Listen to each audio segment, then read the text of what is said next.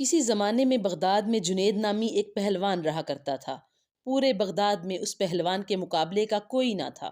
بڑے سے بڑا پہلوان بھی اس کے سامنے زیر تھا۔ کیا مجال کہ کوئی اس کے سامنے نظر ملا سکے۔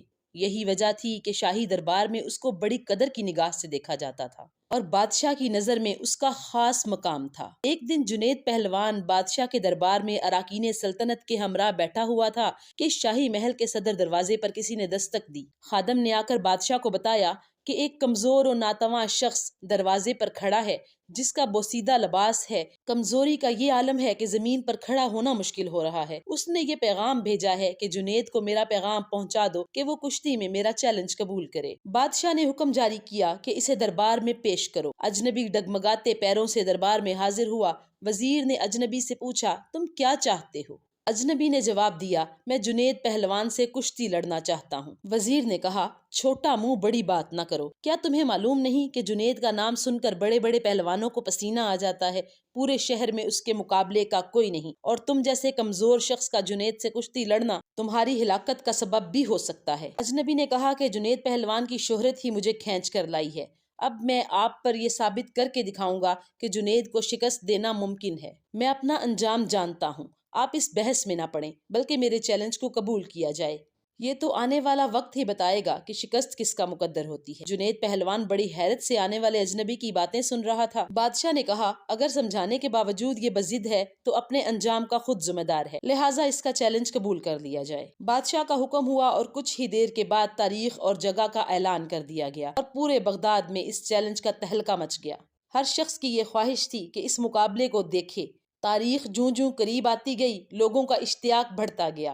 ان کا اشتیاق اس وجہ سے زیادہ تھا کہ آج تک انہوں نے تنکے اور پہاڑ کا مقابلہ نہیں دیکھا تھا۔ دور دراز ملکوں سے بھی سیاح یہ مقابلہ دیکھنے کے لیے آنے لگے۔ جنید کے لیے یہ مقابلہ بہت پراسرار تھا۔ اس پر ایک انجانی سی ہیبت طاری ہونے لگی۔ انسانوں کا ٹھاٹھے مارتا سمندر شہر بغداد میں امڈ آیا۔ جنید پہلوان کی ملک گیر شہرت کسی تعارف کی محتاج نہ تھی۔ اپنے وقت کا مانا ہوا پہلوان آج ایک کمزور اور ناتواں انسان سے مقابلے کے لیے میدان میں اتر رہا تھا۔ اکھاڑے کے اطراف لاکھوں انسانوں کا ہجوم اس مقابلے کو دیکھنے آیا ہوا تھا۔ بادشاہ وقت اپنی سلطنت کے اراکین کے ہمراہ اپنی کرسیوں پر بیٹھ چکے تھے۔ جنید پہلوان بھی بادشاہ کے ہمراہ آ گیا تھا۔ سب لوگوں کی نگاہیں اس پراسرار شخص پر لگی ہوئی تھی جس نے جنید جیسے نامور پہلوان کو چیلنج دے کر پوری سلطنت میں تہلکہ مچا دیا تھا۔ مجمع کو یقین نہیں آ رہا تھا کہ اجنبی مقابلے کے لیے آئے گا، پھر بھی لوگ شدت سے اس کا انتظار کرنے لگے۔ جنید پہلوان میدان میں اتر چکا تھا۔ اس کے حامی لمحہ بلمحہ نعرے لگا کر حوصلہ بلند کر رہے تھے کہ اچانک وہ اجنبی لوگوں کی صفوں کو چیرتا ہوا اکھاڑے میں پہنچ گیا۔ ہر شخص اس کمزور اور ناتواں شخص کو دیکھ کر محو حیرت تھا کہ جو شخص جنید کی ایک پھونک سے اڑ جائے اس سے مقابلہ کرنا دانش مندی نہیں، لیکن اس کے باوجود سارا مجمع دھڑکتے دل کے ساتھ اس کشتی کو دیکھنے لگا۔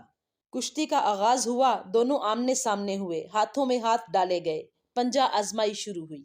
اس سے پہلے کہ جنید کوئی داؤ لگا کر اجنبی کو زیر کرتے، اجنبی نے آہستہ سے جنید سے کہا، اے جنید، ذرا اپنے کان میرے قریب لاؤ، میں آپ سے کچھ کہنا چاہتا ہوں۔ اجنبی کی باتیں سن کر جنید قریب ہوا اور کہا، کیا کہنا چاہتے ہو؟ اجنبی بولا، اے جنید، میں کوئی پہلوان نہیں ہوں، زمانے کا ستایا ہوا ہوں، میں آل رسول صلی اللہ علیہ وآلہ وسلم کے گھرانے سے ہوں۔ میرا ایک چھوٹا سا کنبہ ہے جو کئی ہفتوں سے فاقوں میں مبتلا ہے۔ چھوٹے چھوٹے بچے شدت بھوک سے بے جان ہو چکے ہیں۔ خاندانی غیرت کسی سے دستے سوال نہیں کرنے دیتی۔ بڑی مشکل سے یہاں تک پہنچا ہوں۔ میں نے اس امید پر تمہیں کشتی کا چیلنج دیا ہے کہ تمہیں حضور اکرم صلی اللہ علیہ وآلہ وسلم کے گھرانے سے عقیدت ہے۔ میں وعدہ کرتا ہوں کہ آج اگر تم نے میری لاج رکھی تو کل میدان حشر میں آقا صلی اللہ علیہ وآلہ وسلم فتح و کامرانی کا تاج تمہارے سر پر سجائیں گے۔ تمہاری ملک گیر شہرت اور اعزاز کی ایک قربانی خاندان نبوت کے سوکھے ہوئے چہروں کی شادابی کے لیے کافی ہوگی۔ تمہاری یہ قربانی کبھی بھی ضائع نہیں ہونے دی جائے گی۔ اجنبی شخص کے یہ چند جملے جنید پہلوان کے جگر میں اتر گئے۔ اس کا دل گھائل اور آنکھیں اشکبار ہو گئیں۔ سید زادے کی اس پیشکش کو فوراً قبول کر لیا اور اپنی عالمگیر شہرت، عزت و عظمت آل رسول صلی اللہ علیہ وآلہ وسلم پر قربان کرنے میں ایک لمحے کی تاخیر بھی نہ کی۔ فوراً فیصلہ کر لیا کہ اس سے بڑھ کر میری عزت و ناموس کا اور کون سا موقع ہو سکتا ہے کہ دنیا کی اس محدود عزت کو خاندان نبوت صلی اللہ علیہ وآلہ وسلم کی اڑتی ہوئی خاک پر قربان کر دوں۔ اگر سید گھرانے کی مرجھائی ہوئی کلیوں کی شادابی کے لیے میرے جسم کا خون کام آ سکتا ہے تو اس خون کا ایک ایک قطرہ تمہاری خوشحالی کے لیے دینے کے لیے تیار ہوں۔ جنید فیصلہ دے چکا، اس کے جسم کی توانائی بالکل ختم ہو چکی تھی۔ اجنبی شخص سے پنجہ آزمائی کا ظاہری مظاہرہ شروع کر دیا گیا۔ کشتی لڑنے کا انداز جاری تھا، پینترے بدلے جا رہے تھے کہ اچانک جنید نے ایک داؤ لگایا۔ پورا مجمع جنید کے حق میں نعرے لگاتا رہا۔ جوش و خروش بڑھتا گیا۔ جنید داؤ کے جوہر دکھاتا تو مجمع نعروں سے گونج اٹھتا۔ دونوں باہم گتھم گتھا ہو گئے۔ یکا یک لوگوں کی پلکیں جھپکی، دھڑکتے دل کے ساتھ آنکھیں کھلیں اور ایک ناقابل یقین منظر آنکھوں کے سامنے آ گیا۔ جنید چاروں شانے چت پڑا تھا اور خاندان نبوت کا شہزادہ سینے پر بیٹھے فتح کا پرچم بلند کر رہا تھا۔ پورے مجمع پر سکتہ طاری ہو چکا تھا۔ حیرت کا طلسم ٹوٹا اور پورے مجمع نے سید زادے کو گود میں اٹھا لیا۔ میدان کا فاتح لوگوں کے سروں پر سے گزر رہا تھا۔ ہر طرف سے انعام و اکرام کی بارش ہونے لگی۔ اس شکست سے جنید کا وقار لوگوں کے دلوں میں ختم ہو چکا تھا۔ ہر شخص انہیں حقارت سے دیکھتا گزر رہا تھا۔ زندگی بھر لوگوں کے دلوں پر سکہ جمانے والا آج انہی لوگوں کے تانوں کو سن رہا تھا۔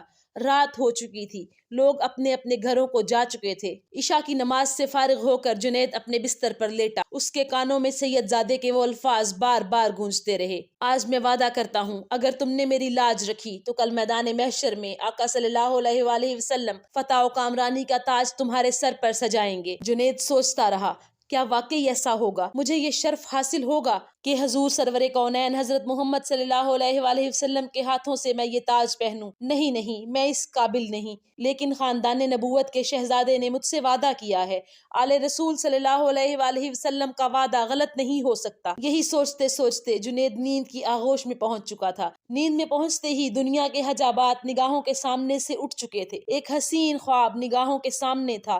گنبد خضرا کا سبز گنبد نگاہوں کے سامنے جلوہ گر ہوا، جس سے ہر سمت روشنی بکھرنے لگی۔ ایک نورانی ہستی جلوہ فرما ہوئی، جس کے حسن و جمال سے جنید کی آنکھیں خیرہ ہو گئیں۔ دل کیف و سرور میں ڈوب گیا۔ در و دیوار سے الصلاۃ والسلام علیک یا رسول اللہ کی آوازیں آنے لگیں۔ جنید سمجھ گئے یہ تو میرے آقا صلی اللہ علیہ وآلہ وسلم ہیں جن کا میں کلمہ پڑھتا ہوں۔ فوراً قدموں سے لپٹ گئے۔ حضور اکرم صلی اللہ علیہ وآلہ وسلم نے فرمایا، اے جنید اٹھو، قیامت سے پہلے اپنی قسمت کی سرفرازی کا نظارہ دیکھو۔ سید زادے کی ناموس کے لیے شکست کی ذلتوں کا انعام قیامت تک قرض نہیں رکھا جائے گا۔ سر اٹھاؤ، تمہارے لیے فتح و کرامت کی دستار لے کر آیا ہوں۔ آج سے تمہیں عرفان و تقرب کے سب سے اونچے مقام پر فائز کیا جاتا ہے۔ تمہیں اولیاء کرام کی سروری کا اعزاز مبارک ہو۔